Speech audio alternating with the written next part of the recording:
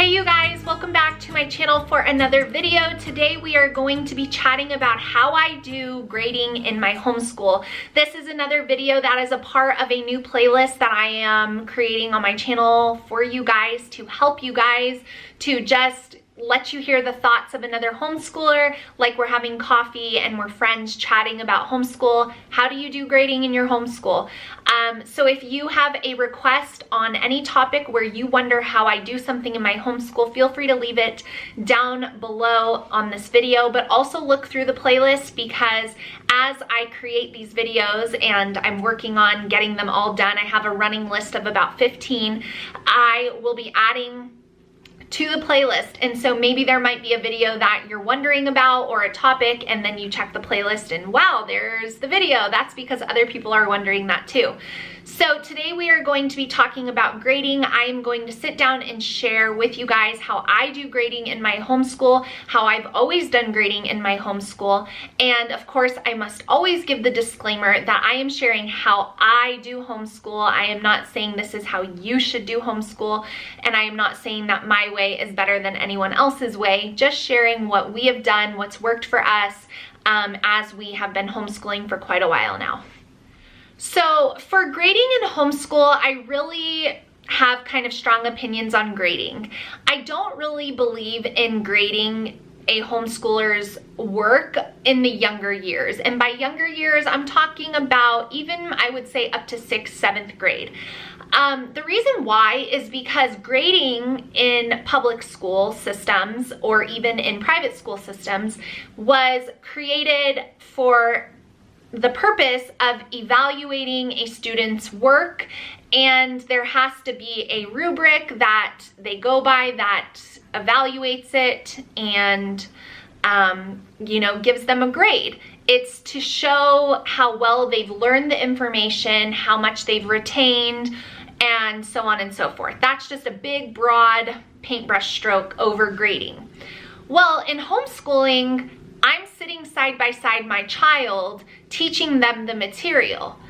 So I know exactly what they know, and I know exactly where they're struggling, and I know if they're grasping a concept, and I know if they're not. And so I have never felt the need to grade my children's work because I require them to basically have 100% on everything they do.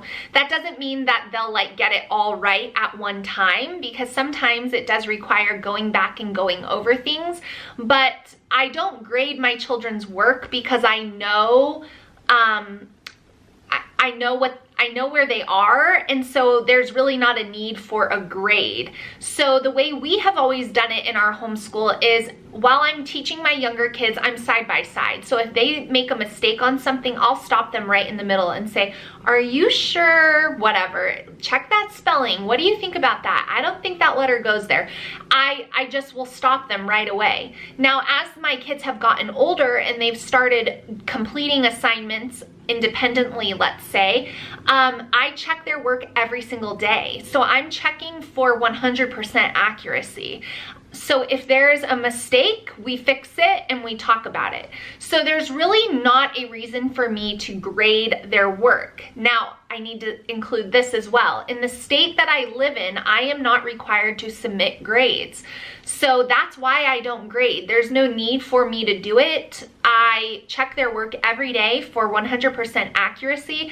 And so that's just the way we do things. Now, if I lived in a state that required me to submit grades, I would obviously have to do it a little bit differently, but quite honestly, I probably wouldn't do it very differently. I would just correct their work and the grade would reflect an A+, because that's what I'm going for here with homeschooling. So we don't grade. I guess you could say I grade because I check their work every day, but I'm looking for 100%. So if we make a mistake, we fix it and we correct it. So therefore the work would reflect 100% accuracy. So that's what we do. Now, as my kids have gotten older, and I've started using some curriculums that auto grade. So those curriculums have grading built into them, and it's not anything that I have to do. For example, teaching textbooks is the math program I use for my older kids, and it auto grades. So there's nothing I need to do for that. But again, if my child struggles with a math lesson and they're getting a bad grade, I require them to recomplete the lesson because I don't want them moving on if they don't understand that concept. So I will go in under my parental screen, I will delete the problems that were wrong, I will have them rewatch any lectures they need to and rework those problems. So again, we're going for that 100% accuracy. Also on BJU Press, for example, is another curriculum I use for my older kids. There are essay questions sometimes on their tests and quizzes that I do need to read and give them a grade for, and BJU Press provides like the rubric or the standard you're supposed to grade it by. So for example, don't discount their answer if they spell a word wrong. You know, it gives you kind of what they're looking for. So I utilize that when I'm looking at the essay questions a little bit, but not really. Again, I'm looking for complete understanding. So if they don't, we talk about it then. And in those courses, I do not go through and re-edit the grades, but we still talk about it so that I make sure that they know where they went wrong or what a mistake was had. Now for high school grade keeping, because that is really the only reason why I am starting to keep grades now at this point, is because for a high school transcript. The way that I'm doing that is I am just recording down the grades my daughter has at the end of the quarter in the classes she is in, and that's it. Really, really simple. And I will take those grades, and at the end of the year, the final grade in each of the courses will go on to her high school transcript that I will have finalized and all of that once we're to that stage. But for now, I'm just writing down grades at the end of the quarter for her for the classes where she's auto graded, and then the work that I am checking, for example, her The Good and the Beautiful language arts high school level, I check over that daily, and so I know what the grade is, and I'm just writing those things down. So that is the way that I do grading, my theory on grading, what I think about grading. I hope it made sense, but again, keep in mind that your laws and even if you're watching this out of the US, your country's requirements are going to be different than mine, but this is the way that I've done it all these years because the state that I live in does not require grading or submission or standardized testing or anything like that at this point.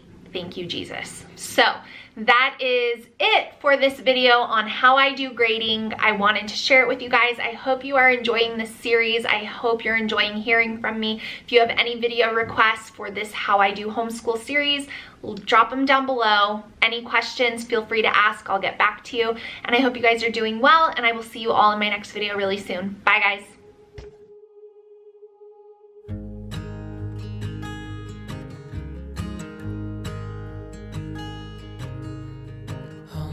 Child, I know you're hurting.